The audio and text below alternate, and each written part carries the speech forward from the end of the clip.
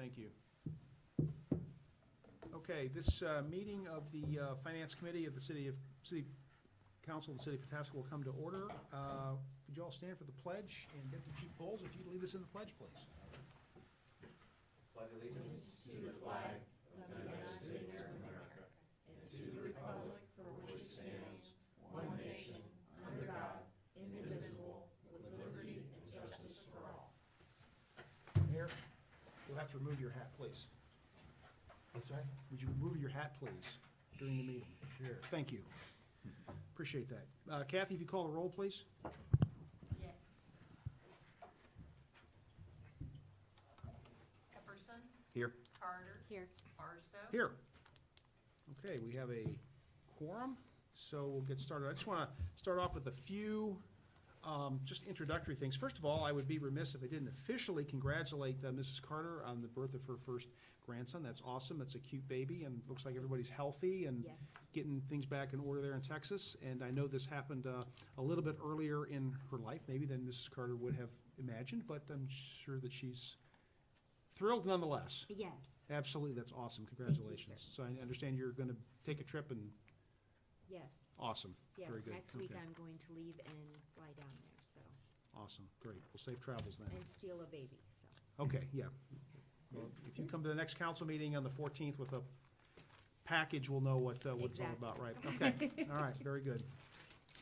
So the purpose of this meeting is to discuss staffing issues and then as related finance issues, budget issues in the Pataska Police Department. I just want to start off a few things.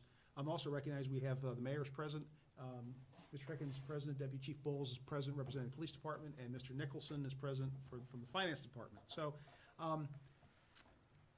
there's just a few things that I wanted to start off with. First of all, I've heard some people saying this is a special blue ribbon panel or something to do things. No, this is the finance committee of the city council. This is going to run pretty much like the development committee did last year. We're looking at those issues, comprehensive plan and those things. I don't think we're going to come up with a document that's as big as the comprehensive plan. I certainly hope not. Mrs. Carter's rooting for that. But, so we're just, that's what this is. This is not a special committee. Secondly, I want everyone, I know there's a few, probably 2 or 3 people listening, but just put this on the record. This is not a committee. We've not been charged in no way, shape, or form are we negotiating in any fashion a new contract with any of the bargaining units in the police department. That's not the purpose. The purpose of this is to identify staffing and the related finance issues in the police department, and then in subsequent meetings, look at ways to solve those if we can within our budget and within our means. Finally, you don't see this on the agenda, but you're going to start seeing this on the agenda in subsequent meetings, and that is potential for executive session. So we may, even though we're not bargaining for a new FOP contract or any other bargaining unit contract, we may get into discussions that may fall under the purview of compensation for public officials. And so I've discussed this with Mr. Zetz, and so we're just going to put that on future agendas, and if we need to, we'll make that motion, and if that passes, we'll go into executive session just probably here in council chambers and have our discussion, then come back out as we would when we're having a council meeting. So with that, I think I'm just going to have Deputy Chief Bowles is here, so I think I'm going to have him lead off and describe to us, and obviously people will ask questions, of course, describe to us what the staffing issues are right now currently in the police department. Thank you. Yes, sir. I appreciate that. I know that we've talked before. Absolutely. About the issues that we've had in the police department with maintaining staffing. And, we're currently still too short. We haven't been full staff since March of 2020. So it's a constant battle to try and find people and keep them. We've clearly noticed that we've lost a lot of people to other agencies, and the majority of the reasoning has been for higher pay, especially for the agencies that we lost them to. 3 to Lincoln County, we've lost them to Newark, Worthington, Columbus. So that's we've identified that as our main issue, and our goal here is to find ways within the budget to solve this issue. So Mr. Wells, I have just a question. What is the authorized strength right now for the police department in terms of manpower? That would be 23 full-time officers and 1 part-time. So 23 full-time and 1 part-time? Correct. Okay, and so we have 21 full-time And 1 part. and 1 part-time. That's how it breaks out? Okay, Yes. okay, okay. Okay. Is, given the size of the city, the population, the area of the city, is 23 full-time and 1 part-time, is that enough? And if not, why not? If you go by, it's not technically FBI standards, it's just standards that, are in place for a city of our size. We should have, upwards of 36 officers. To properly man and do the things that we need to do. Okay. We obviously understand that that's not feasible. Okay, Um, sure. I know that we tried, council tried to put an income tax issue on the ballot, with purpose to, increase, manpower and wages, and that did not pass. Didn't pass, So, right. I think our main focus right now, yes, we do need more additional manpower, but I think it's kind of pointless to even attempt to go that route until we can get the pay where it needs to be, so that we can maintain people that we have Okay. and attract people as well. And I want other committee members to, yeah, please, speak Actually, I up. want to follow up on the question that you just asked, Mr. Barstow, which is, you said, by standards, 36 officers, which we're not asking for, but what are those standards based on? Is that based on population or square footage? Population, Okay. And officers per population. could you provide, if you have that available, and I'm not right now, but we're gonna have, maybe at our subsequent meeting, if you could provide that, if it's a study or academia or whatever it is, if you could just send that out to us, that'd be great. Just maybe Sure, email it, absolutely. just email it to us, and then we can have that to take a look at, send it to, obviously, Mr. Nicholson, all our participants here, that'd be great, then we can take a look at it. Even though we don't think we're gonna go there, it just gives us some sort of measuring stick, I think, to do that. Okay, thanks. All right, so the issue of keeping, what are some of the problems that flow from having a lot of officer turnover? And as you just described, losing officers to the other agencies.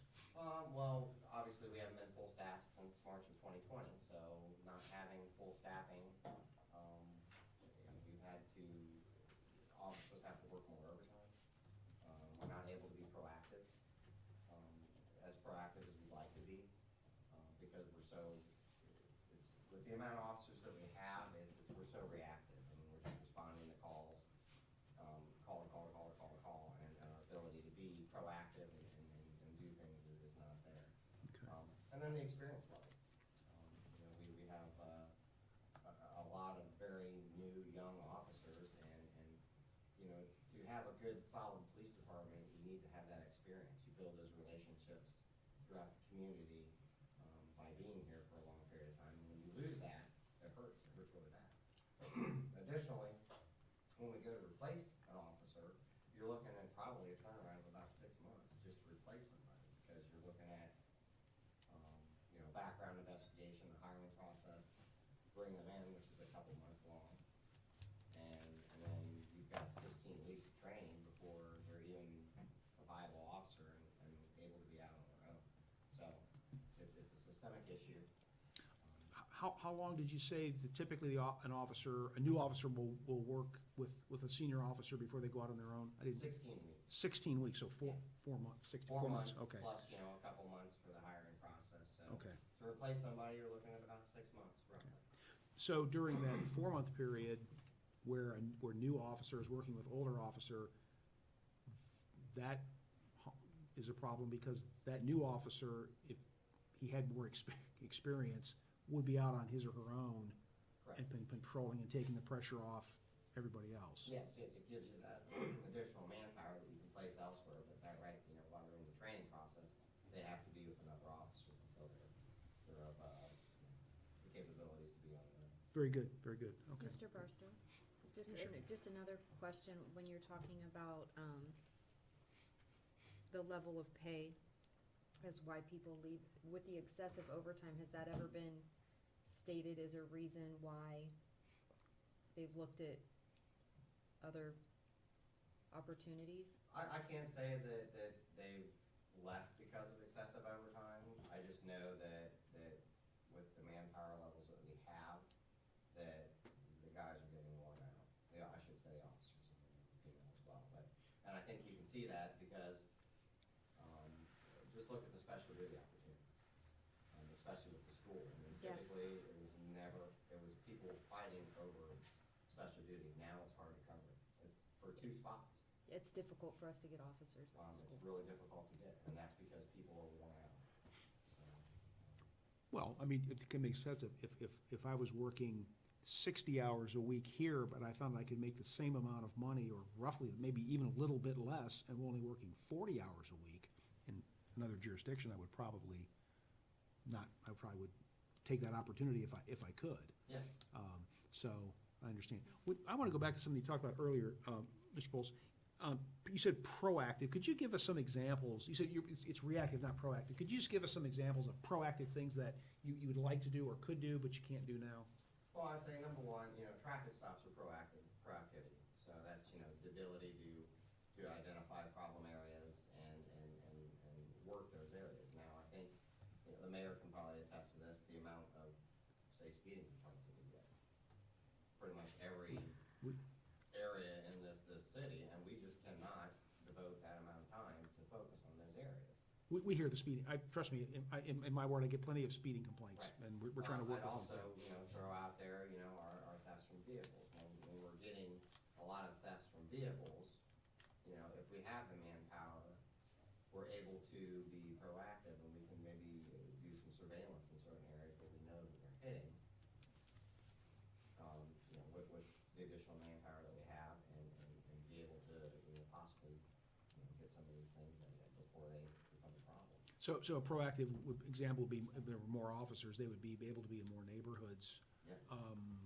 And as a deterrent, if somebody's in that neighborhood thinking about, because the thefts from vehicles happen mostly at night. Yes. I would say that would, if somebody's in the neighborhood looking around to see if there's opportunity, then they see an officer's driving by, they're gonna say, we're gonna move on. Right, and if we have a We'll problem move on. areas, then we can, we can do surveillance Right. and those sorts of things. It's just we don't have the manpower to do that. Okay, thanks, thank you. Is proactive also involve just community programs? I think Mrs. Carter mentioned in schools. I'm not familiar with what the special duty officer at schools, is that is athletic events only, or is the officers doing things in school with kids? There's in a the number of classroom? events that we would have officers at, depending on the amount of crowd that we were gonna draw, mainly athletic events, but we also, homecoming, school dances. I have an upcoming event this month that, I would like to have an officer at, but don't know Well, if you can we'll go be. back to homecoming of last year. I mean, I think you requested 4. I requested and 4. We could only get 2, and that And- included myself. And based on the amount of students there and the way that crowd was, we definitely needed 4. Okay, all right. I don't know what sort of stats you keep, but you probably do, you may not have this on the tip of your fingers. Has crime, say in the last, I don't know, we'll say 5 years, has there been an uptick in crime here in the city, in your view, or the stats bear that out, or? Stats are kind of misleading, because when you have less manpower, then there's kind of, the traffic stops and the things like that aren't there. So it's basically a bunch of calls spread out over less officers, where when you have more officers and you're full staff, and you can throw some of that proactivity in there, then that does increase your call volumes, because you're being more active. Okay, Plus, I think when you throw in COVID, especially when COVID first hit, we were basically not doing any traffic at all, because we were trying to minimize contacts and things like that. So our call volumes are pretty consistent. I would say that our more serious crimes are on the increase. I mean, a perfect example would be the news article that was on yesterday, where, we've seized 18 guns December 1st. So, I mean, that's a lot. Yeah, I didn't see the news article. I saw I follow you guys on Facebook, so I see the posts and things that come on there when those arrests are made. That is concerning. And that's something that we're seeing more and more. Okay, And a lot of it is, it's juveniles and young adults from Columbus, mhm, and they're coming out this way. okay, okay. Any other questions? So, it sounds as though the step one would be to work on a way, and Jamie, you haven't said anything, we're gonna have you jump in here, I think, in a minute, I think is work on a way You're doing to- great. well, you just got back from the conference, I don't wanna tax you too much. To find a way to pay the current officers the 21 officers, 21 and a half. 23, hopefully. 23, but, well, pay them, get our authorized folks up to a competitive wage. That would be, sort of be step one. Yeah, I think that makes the most sense. If we get the officers that we currently have to a competitive wage where we can maintain their services, then we can hopefully attract people as well. Right. Keep the people that we have, and then we can look, in the future to add staff. Right. And we won't have this constant turnover where we're, essentially, the 21 full-time that we have is cut down to, I'm just gonna make this up, 17, because 4 of them are new officers who are training, and so instead of having 21, potential for having 21 cars out on the street, we only have 17. We may have 21 officers, but we really only have 17. And those numbers include myself, the chief, and 3 Right. detectives as well. Right, so I just using And that then as, in that exactly, 21 now, that's what with 1 in training, so technically 20. 20. But I guess, I mean, just I was just using that for illustration, is that that's just for every car that's got a trainee in it, a new officer, because of the turnover, that's a car that could be potentially out on the street, whatever the number is. Okay, all right, okay. So, any other, Mr. Epperson, you haven't asked any questions? I'm listening, sir. Okay. I don't know if I'm gonna adjourn the meeting until you ask a question. Okay. But Jamie, do you have any comments to offer, anything? No, I mean, we build the models, the budget models, based on full staff, assuming that, they're able to fill all the positions. And we built in for 22, the 3.8% increase that was agreed to in the most recent contract. And then obviously we build the 3% as placeholders generally in the budget. So when we're looking at fund balance, just to kind of see where things go. The police fund is sitting pretty healthy right now. Part of that was because we were able to, thanks to the federal government, we were able to put about $680,000 into the fund, basically to subsidize the wages, so that helped. I think the key is figuring out what the appropriate benchmark is. Is it all jurisdictions in Lincoln County? Because clearly we're not gonna be able to compete against the New Albany's and the Gahannas and those. Columbus, right. The West, the Franklin County's they're just always gonna be able to pay more. It's just the way it is. But, so if we're gonna be competitive, I guess we need to be able to identify who we're competitive against. Is it the sheriff's office? Is it places like Granville and Heath? Understanding that so that we can look at what the target range, the preferred target range, if you will, Okay, is, and then run the numbers and see what it looks like under current staffing, and then proposed staffing and see where that goes. The only thing I guess I would, 2 things that I wanna make sure we consider them is that, for example, that $700,000, that's a one-time pop of funds, and generally best practice is you don't base wages on one time.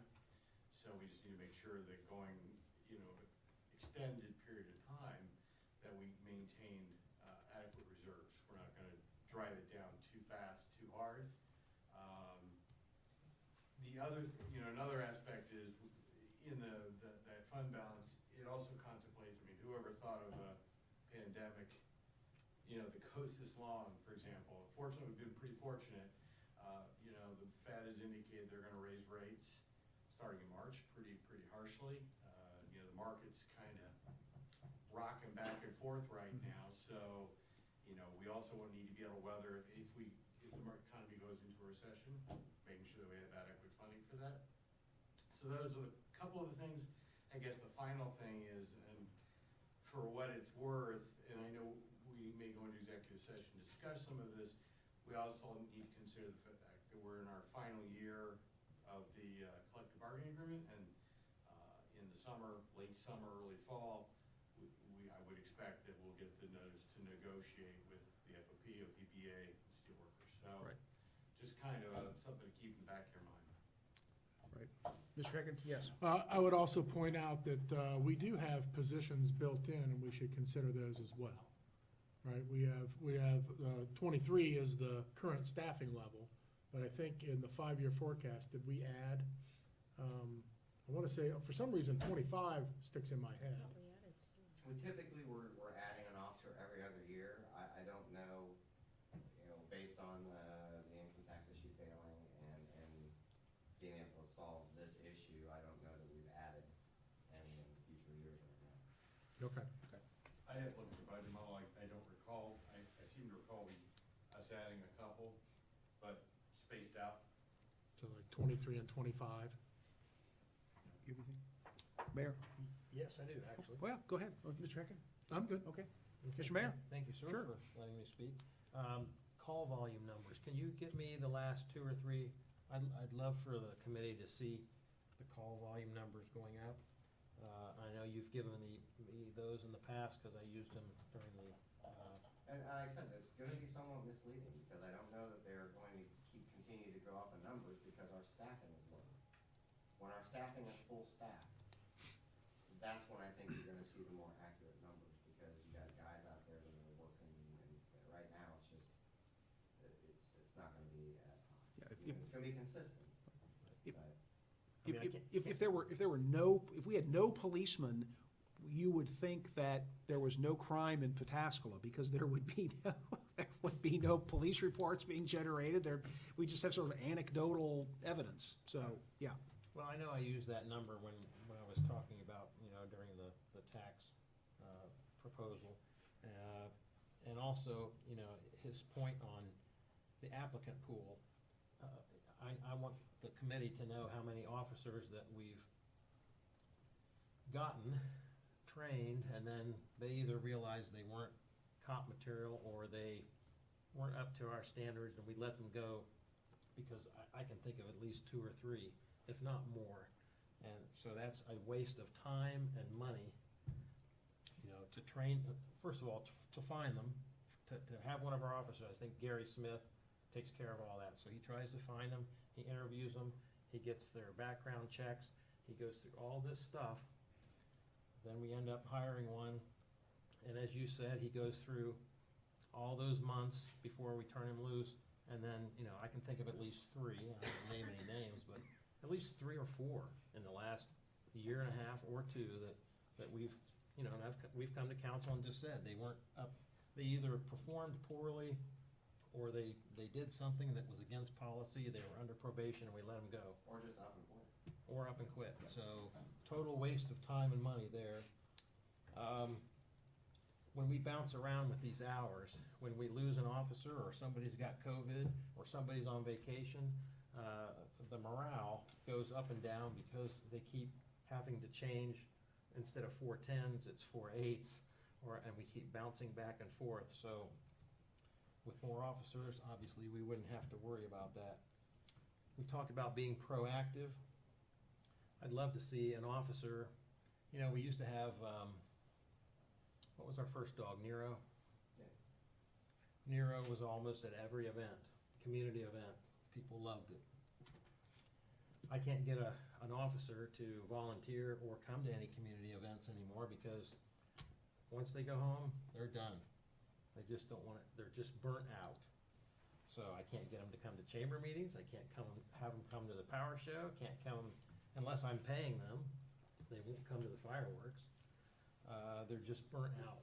So, you know, if we had more officers, the proactive end of it, what I see also, you know, going to schools and doing the things that we do there, being at community events with their families or working, but they don't even volunteer for, as you said, he's working basketball and football games because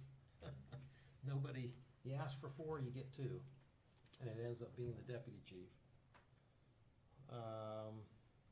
That's all I have right now. Thank you. Okay, thanks, Mayor. Well, it sounds like the first problem we want to tackle is getting, or at least coming up with some sort of, or, well, let me put it this way, is solving the current pay problem. So it sounds like to me, to me seems the common sense way to do it is for the police department to figure out where we've lost, to what agency we've lost most of our officers or agencies. Maybe it's it's 3 and 3 or something, so historically, and look at the current pay scales for those agencies, and then Jamie can tell me, Jamie, if you can't do this, I assume you can do anything when it comes to figuring out the numbers, but you guys can give that information, and we maybe come back at the next meeting and say, okay, if we use the pay scale of the such and such police department, this is with 23 officers at their pay scale, this is what it would cost. Because again, we're the finance committee, so we're interested in, we do care about, obviously, officer burnout and not having enough people and things like that, but we are the finance committee, so we do, when it comes down to it, it's the number that we're gonna have to look at, and we have to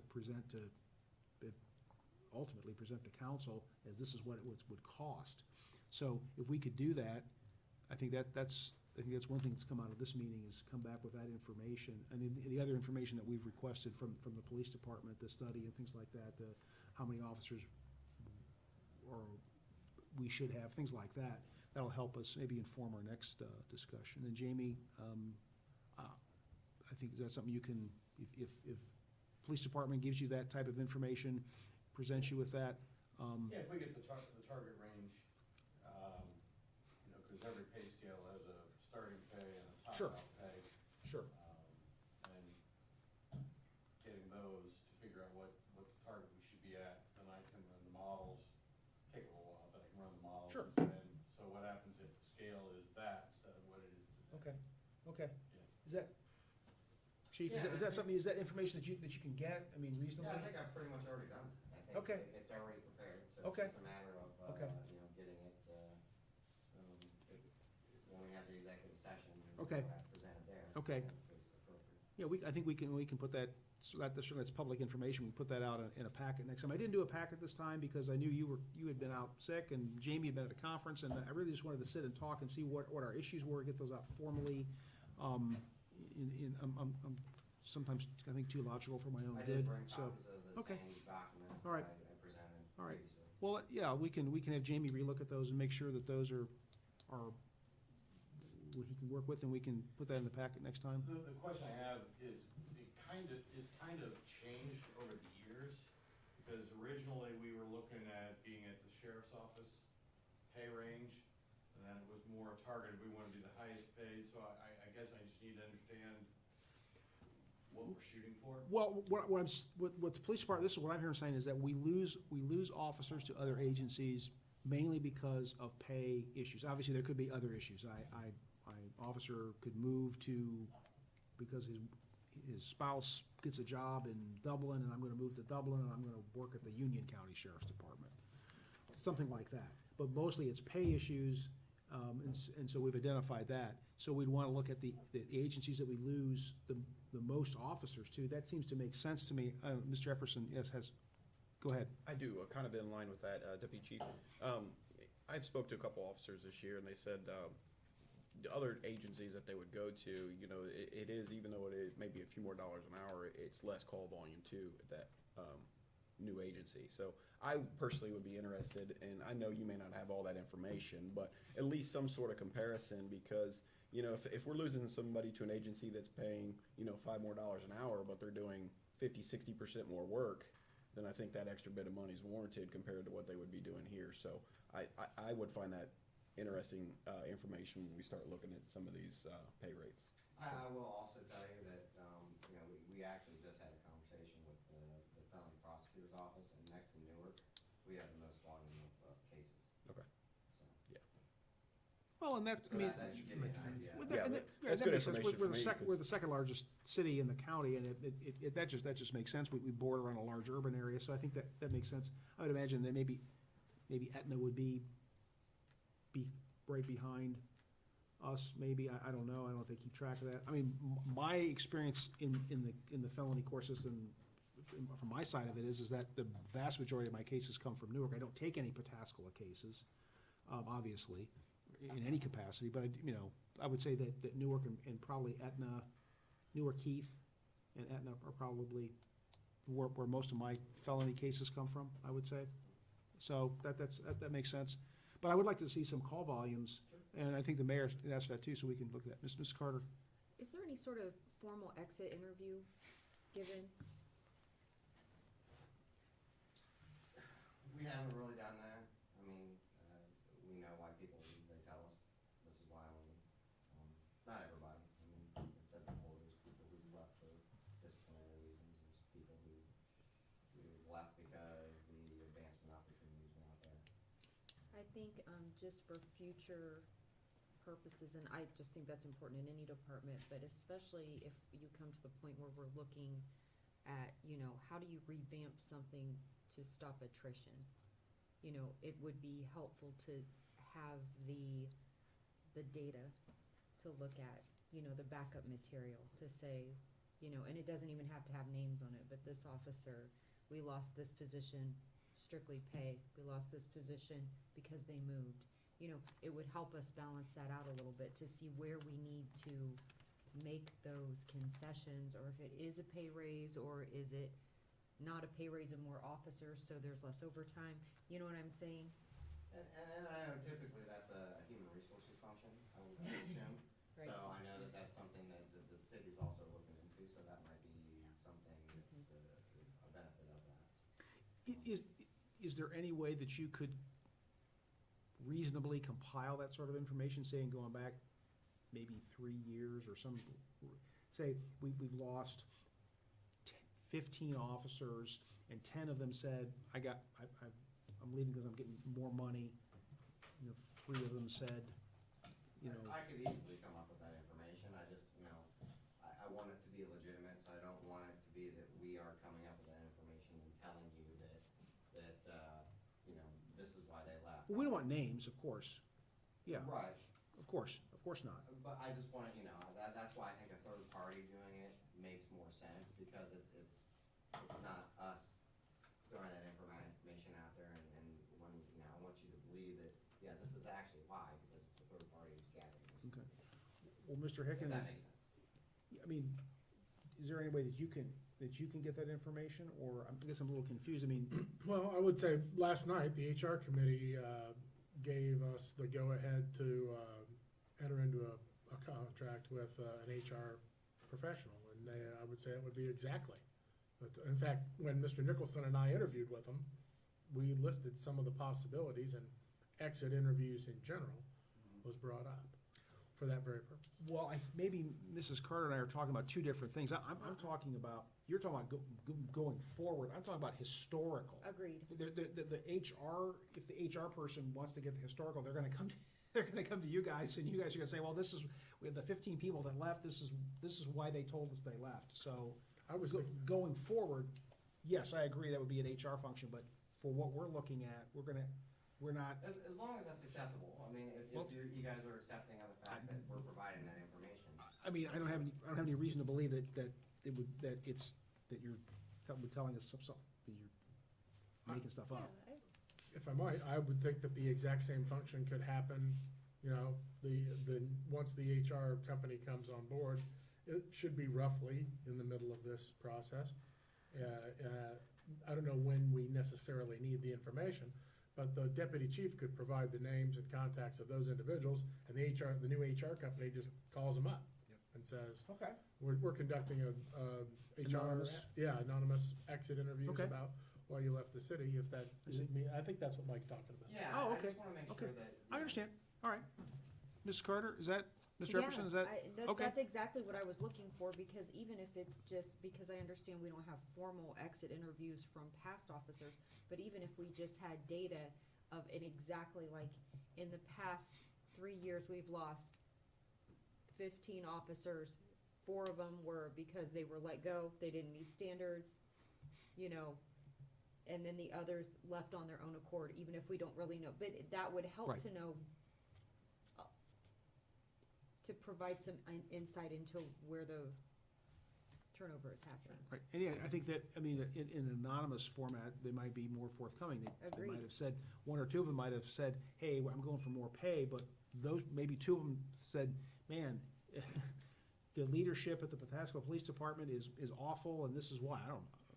But we just told them more pay. That was true, I was getting more pay, but if I would have worked for less money if I'd had nicer people. I don't know, I mean, so, I'm not trying to cast aspersions on anybody, but they No, they and might. that's why I think they a might just say third that. party Okay, doing it that's makes cool. the most Well, sense, Mr. because Hick- I think here you get the most honesty answer. Okay, well, great, then that's great, I think that'll help. Mayor?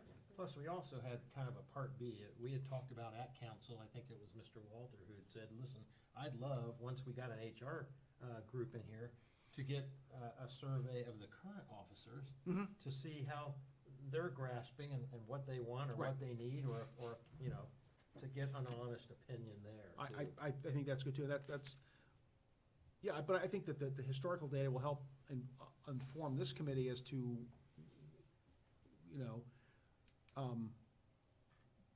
what some of the solutions could be. I mean, so, don't take this the wrong way, this is what lawyers do. If everybody said, I told them I left because I got more pay, and that was true, but the real reason I left was it's a horrible place to work, then I'd have a tough time convincing council that, oh, we should give the police officers more money, because that's not what the problem is. So we want to identify the problem, and I'm not suggesting that that's the problem, but we, Well, and And I- that's, Mr. Barstow, and you and I always fall almost in lockstep when it comes to finances and how we spend, because while if more pay is what we need, then that's what we need to look at, but I wouldn't be comfortable recommending that before I had some data to, you know, I don't wanna throw money at something before we know all the facts. Yeah. To go into it with everything, Right. so we could confidently say to the public, we did all the research we needed to, and this is what was determined. And I mean, I too don't believe that it's really any other reason, but what we believe and think is different than what we can prove to people. so I appreciate, Deputy Chief, I appreciate that, to get that through the third party, and I wasn't clear exactly what, but that's great, we'll get the historical data, and then we'll have data, as the mayor suggested, we could get some current data, and then hopefully we'll have data going forward. That won't really be what we're gonna be looking at, because we're looking at historical issues and current issues. So, great, well, Tim, if they can do that, then if they could do that, that'd be great, and the police department will give them that information to the extent that they can, and we'll get the best information that we can, so. I Jamie? think the information as well. Pardon? Through the payroll, we can print a report off that'll give us, employee terminations, Okay, so we can get hire date, termination date. okay, great. Well, we can, and help the HR department, or the HR contractor, do that. Okay, that's good. I think that we get some, again, I agree with Mrs. Carter, we get some better data, we'll know, and we'll have much more confidence in our decision. Okay. Anybody else have anything for the good? Mr. Epperson? Deputy Chief, with the, excuse me, I had the thought and it just slipped my brain. Just writing something down. Come back to me, Mr. Barstow. Okay. He was asking his questions, so you wouldn't hold us in Right, hostage and not Keith, all the adjourn. pressure is on, so the pressure's It'd be my on, and now second he's. question. I know, I had to Yeah, give it Oh, first. I have it, I'm sorry. Oh, he's got it, he remembers. Okay, With the extra 2 officers, or if we got the competitive pay, got the extra 2 officers, is, in your opinion, do you think our recruiting would be a larger, deeper pool? I think potentially, I can't guarantee that, but,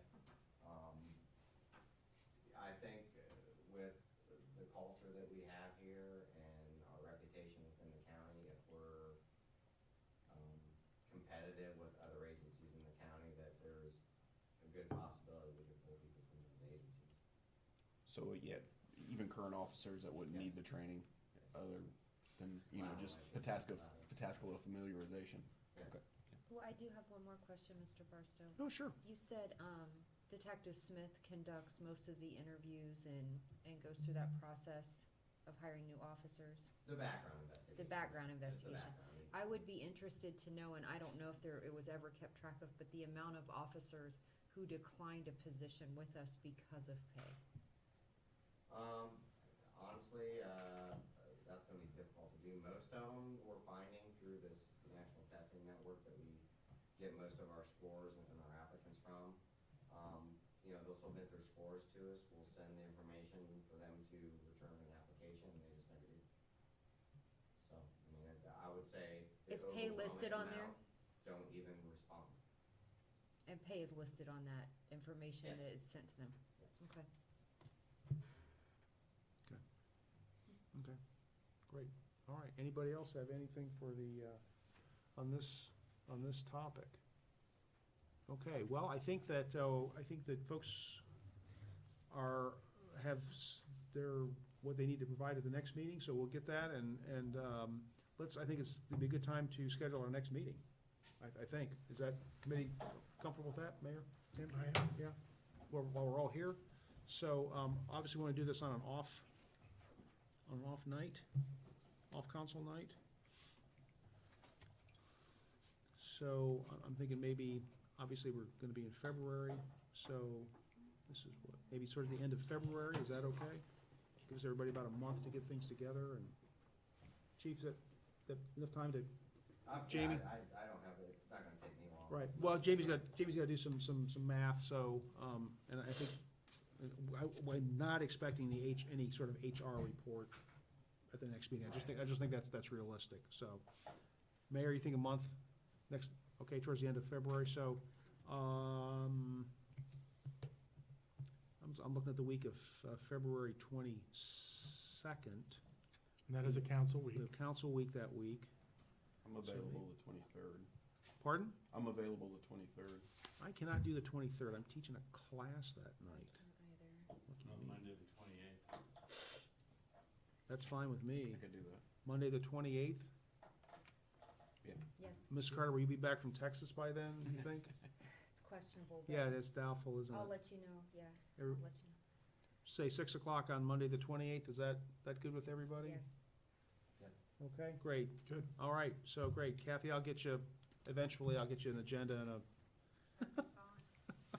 and get that. Okay, so that concludes, any other business to come before the committee? Okay, I'll entertain a motion to adjourn then. So moved. Moved by Mr. Epperson. Second. Second by Mrs. Carter. Kathy, roll please. Barstow, Yes? Carter, Yes. Epperson. Yes. Okay, thank you. Meeting's adjourned.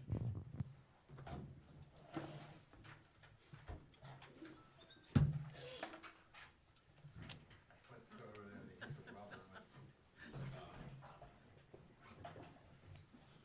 Who dey? Absolutely, I'm glad to hear you say that. I can recognize a fellow AFC North. I would